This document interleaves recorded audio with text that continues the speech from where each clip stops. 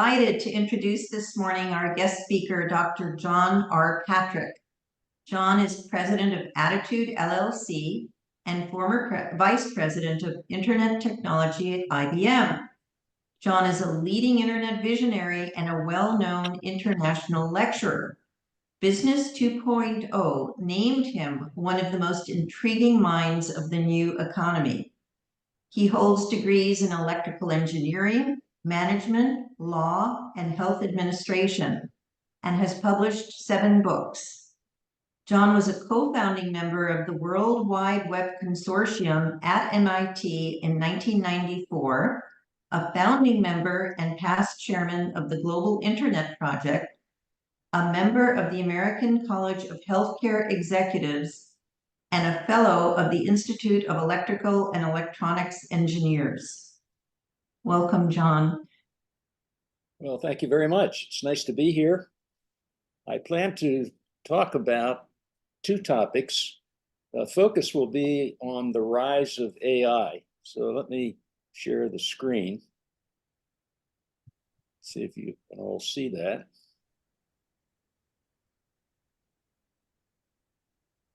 Okay, here we go. Share.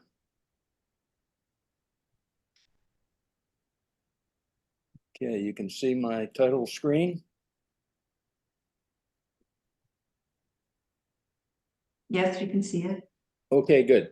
So I'm going to talk mostly about the rise of AI, and if there's a few minutes to spare, I'd also like to comment about the rise of Bitcoin, which has been quite significant recently, as I'm sure you may have noticed.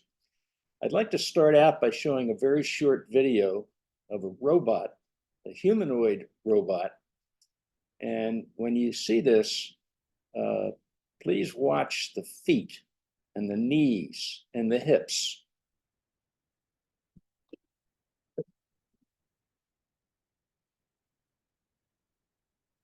Forgot my tools again. Forgot his tools.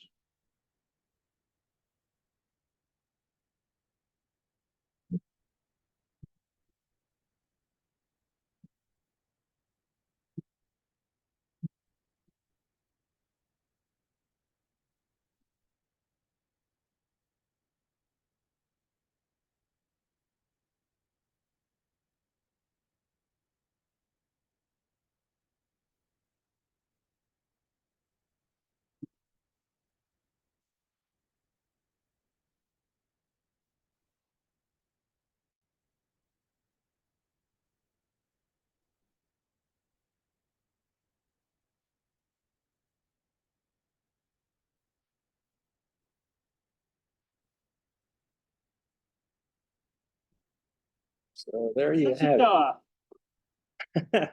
There you have it. And I'm sure that you all might wish, like I do, that my knees and hips and ankles and feet worked the way that robot's did. That was designed by Mark Rayburn, who's a professor at MIT and probably the most knowledgeable person in the world about how the joints of the human body work.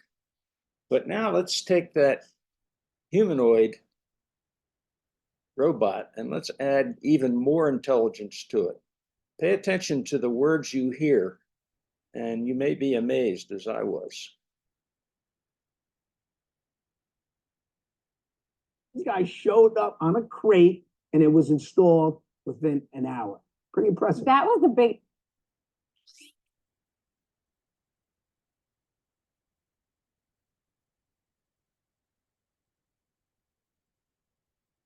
Hey, figure 1, what do you see right now? I see a red apple on a plate in the center of the table, a drying rack with cups and a plate, and you standing nearby with your hand on the table.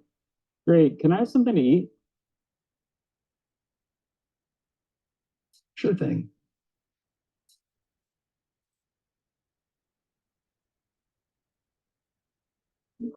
Great. Can you explain why you did what you just did while you pick up this trash? On it. So I gave you the apple because it's the only edible item I could provide you with from the table.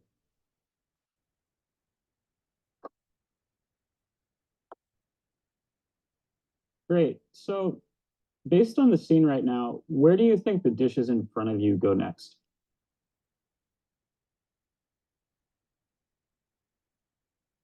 The dishes on the table, like that plate and cup, are likely to go into the drying rack next.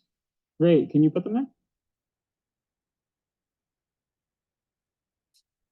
Of course.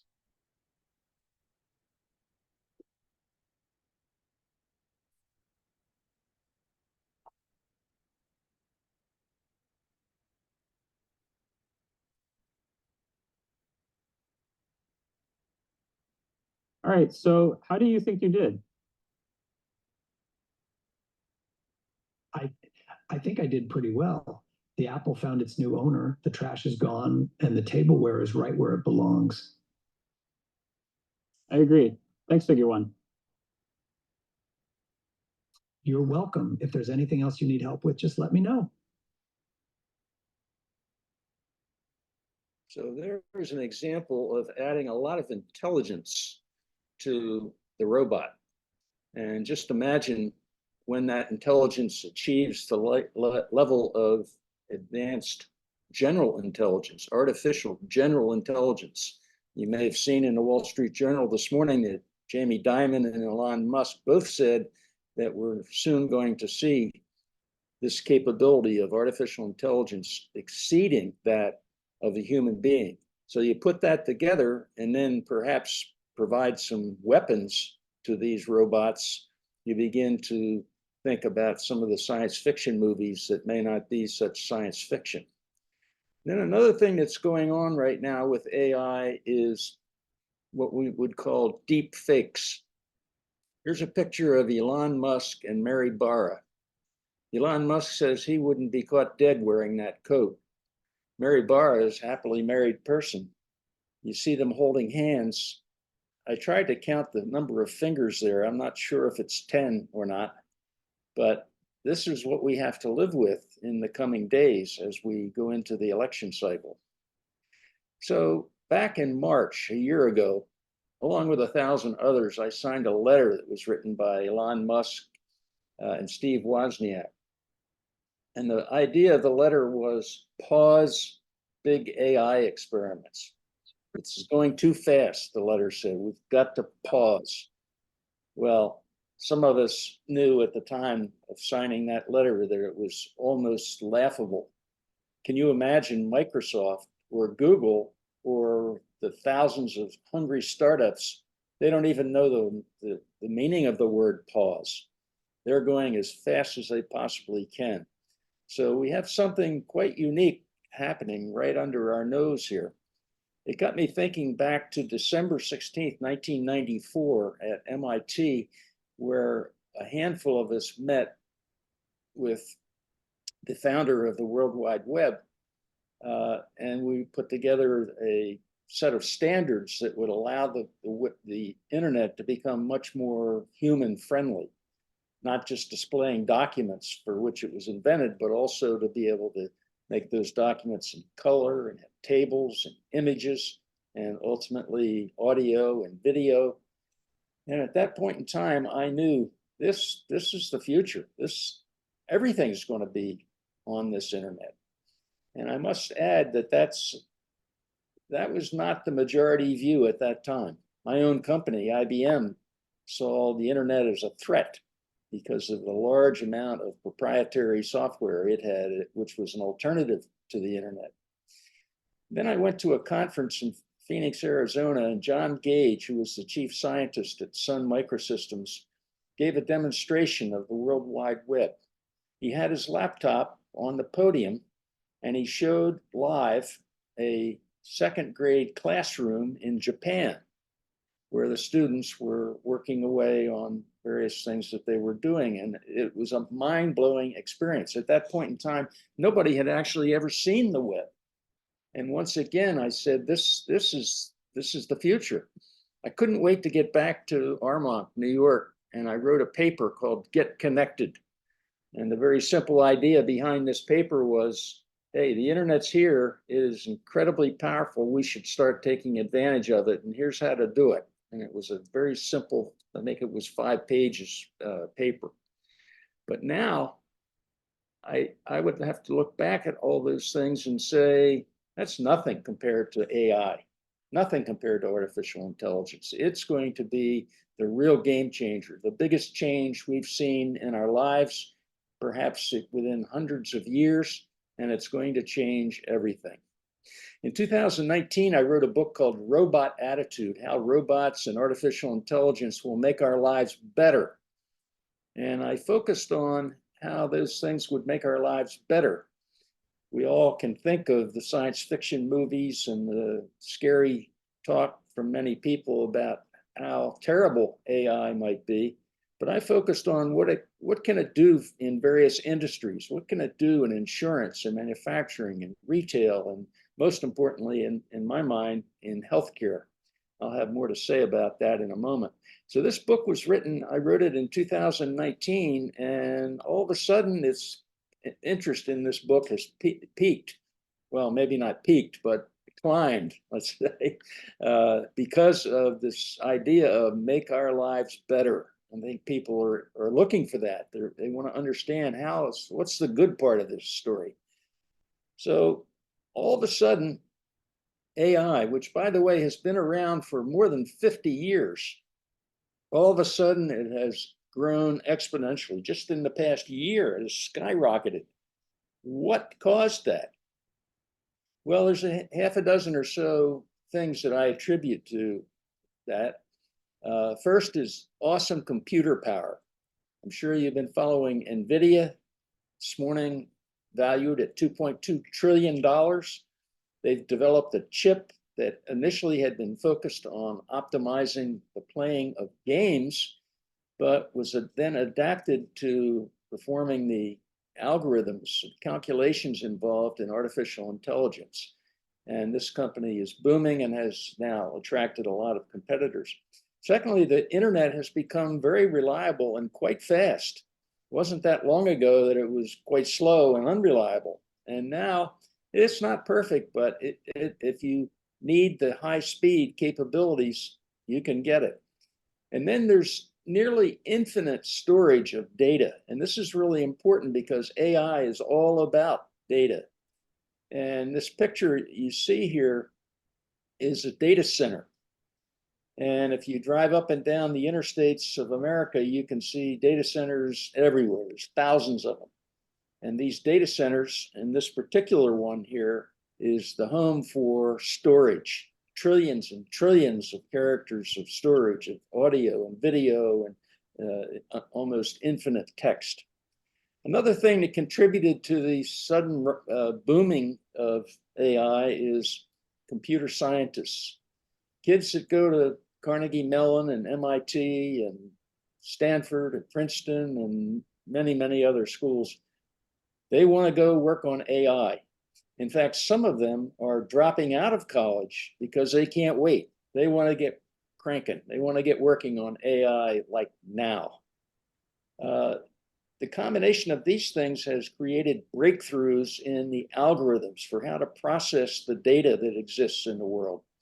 And this was not possible a few years ago, but now it's actually happening. More on that in a moment. So this combination of things has attracted a lot of billions of dollars of venture capital, more than 8,000 startups chasing after a market potential that who knows how big it is. Some say 1.5 trillion. I don't think anybody knows, but it's really, really big. So what is AI? Well, this is a list of the various components. It's a short list. There are many more, but these are some of the terms that you may hear. A large language model, more on that in a moment, machine learning, deep learning, neural network learning, natural language processing, where computers can not only understand the words we say, but they know what those words mean. And you saw that demonstrated in that robot sitting on the table there that knew that an apple was food. And that's just, of course, the tip of the iceberg.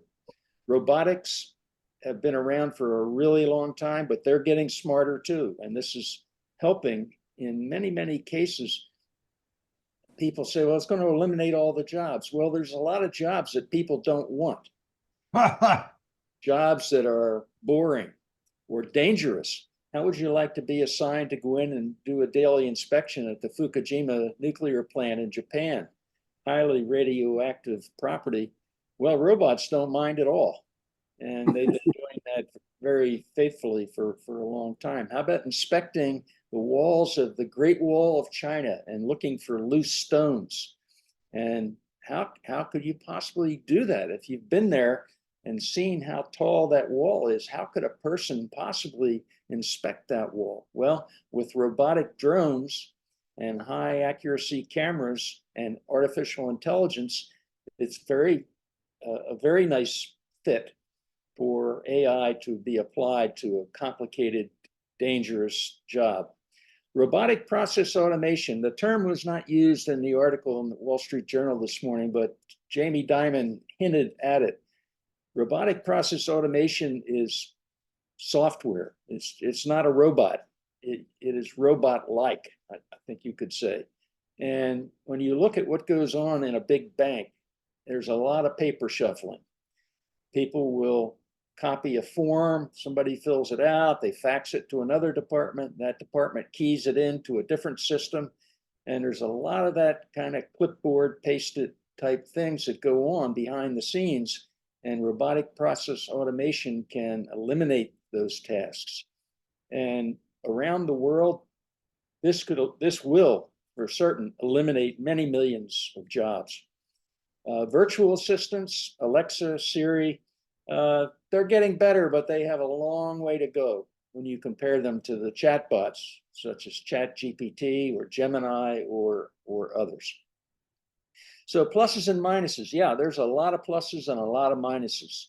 On the plus side, robots with AI can do jobs, as we just discussed.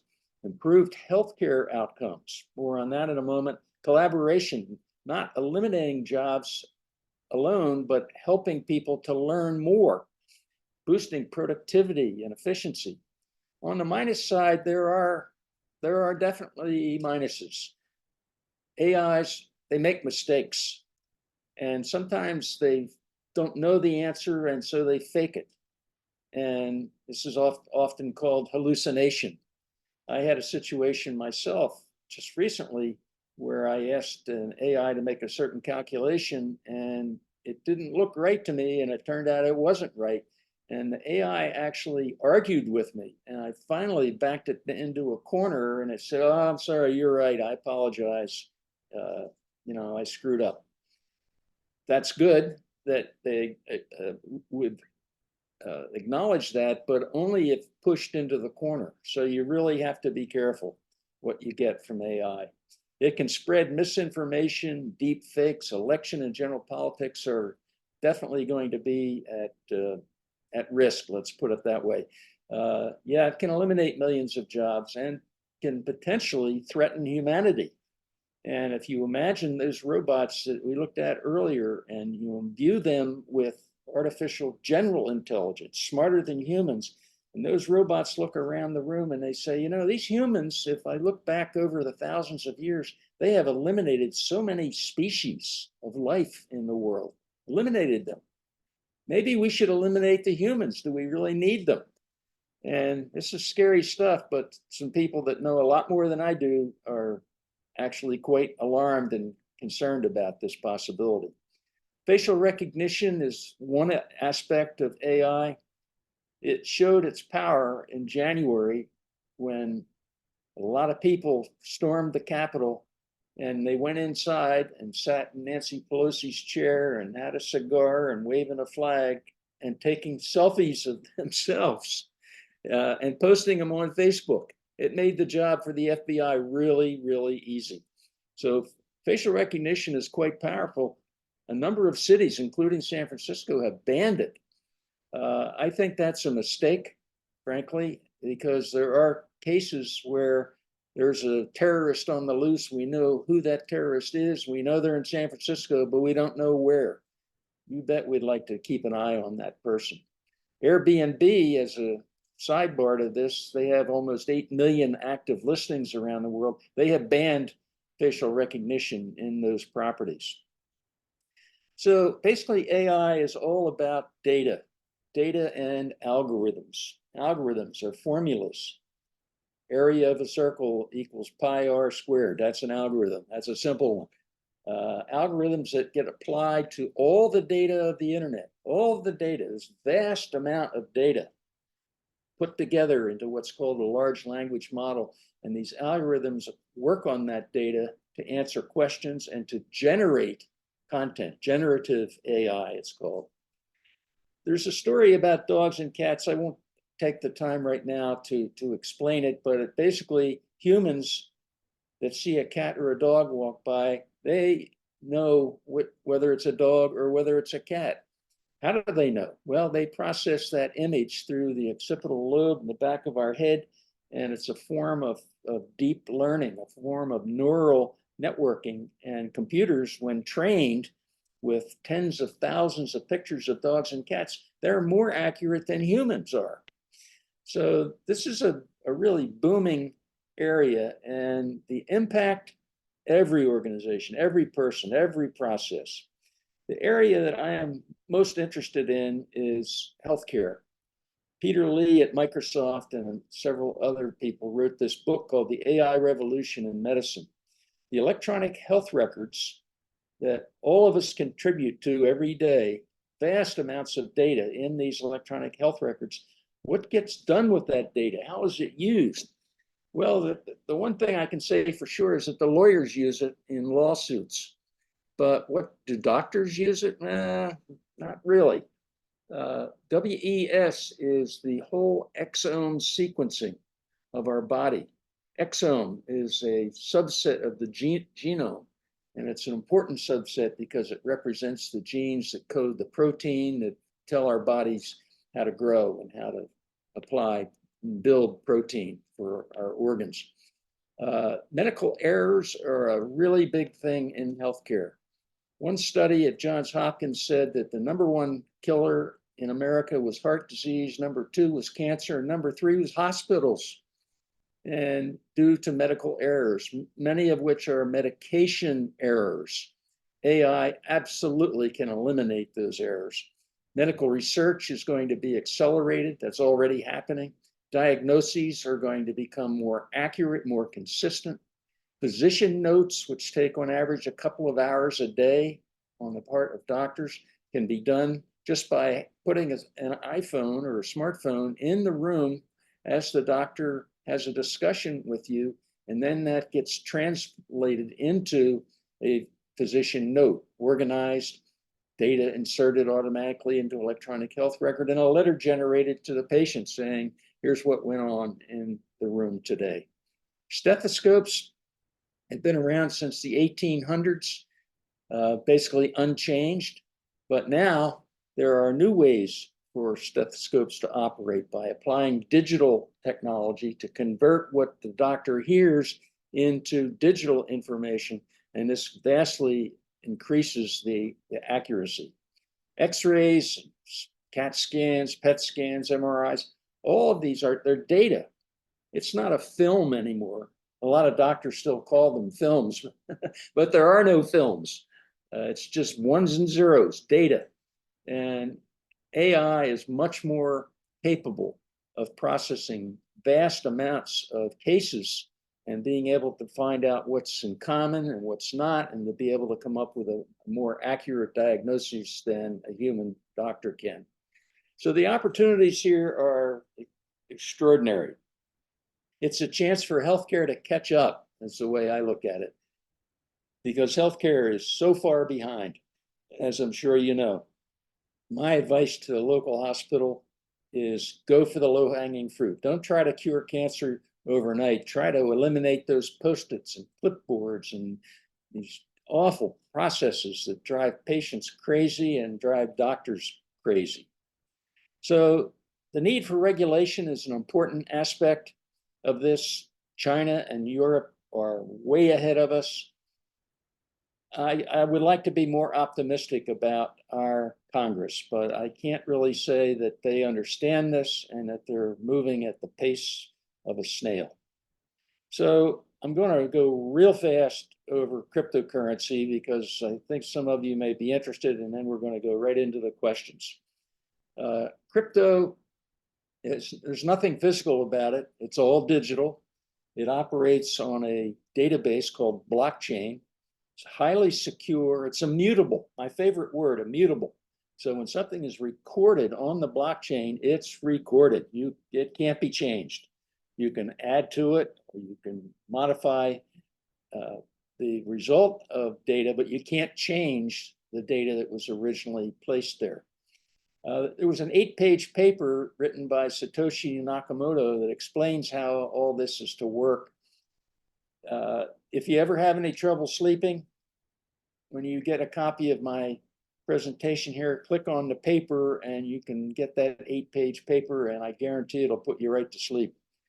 There's a fixed supply of Bitcoin. This is one of the unique aspects of it. It's a fixed supply. And there's a process called halving, which is expected to happen next week. And this is going to have a big impact on Bitcoin. Nobody knows for sure whether it's going to make it go up or go down, but most people think it's going to make it go up. There are more than just Bitcoin. There's 28,000 different cryptocurrencies in circulation. Most of them are bogus, done by a computer science student just because they could.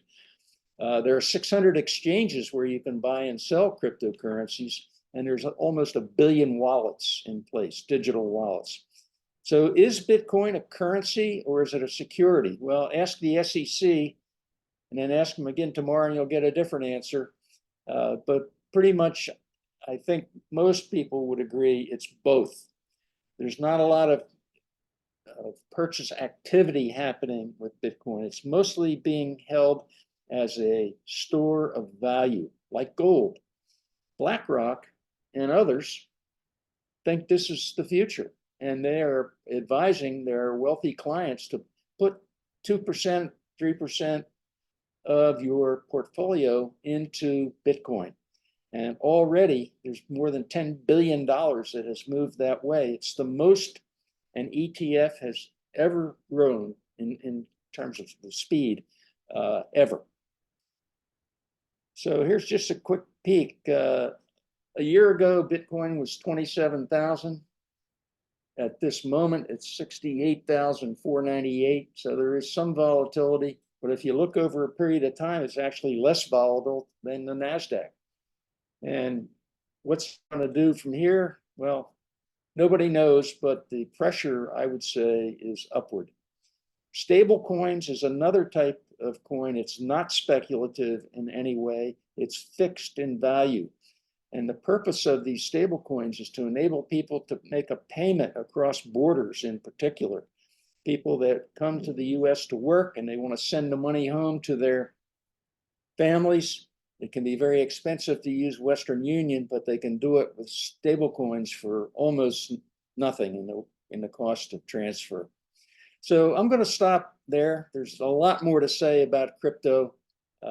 I'm going to make this presentation outline available to all of you. And of course, there'll be the recording of this. And if you visit my YouTube channel, you'll find quite a few videos of me talking about this.